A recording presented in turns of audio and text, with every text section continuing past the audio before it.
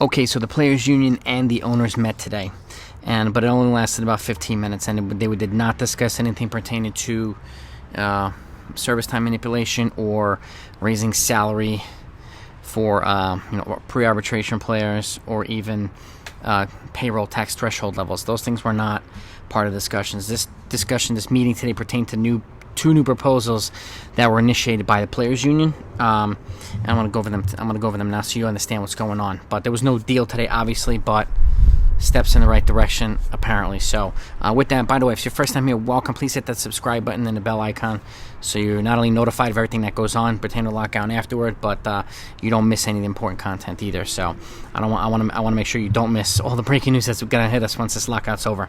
And it's greatly appreciated and helpful to the channel, too.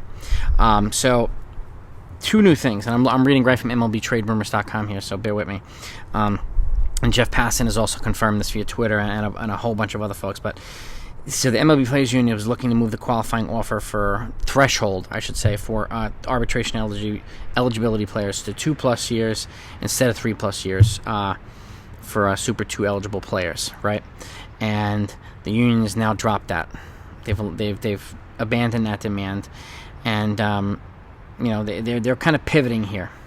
Okay, they're pivoting. So, additionally, they also increased the amount of bonus pool that it wants, for pre-arbitration players. It initially wanted 110, and it dropped to 105 million. Now they wanted 115 million, but the compromise is it's for a bigger pool of players.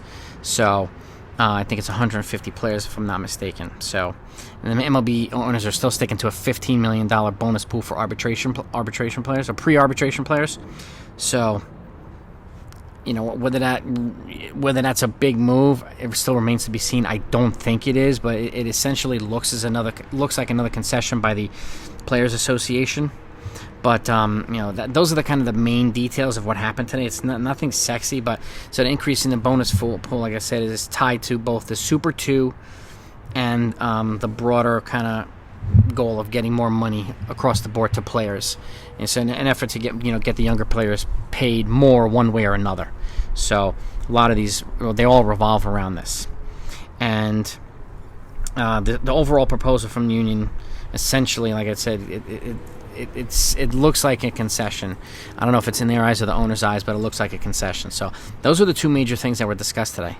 And nothing really else, but it was the chief negotiator for the Players Association and a deputy commissioner also met and had a side meeting for about a half hour after this 15-minute meeting. But again, the players did not alter their demands at all. They still want the bottom threshold for a luxury or for payroll tax thresholds to be at $245 million.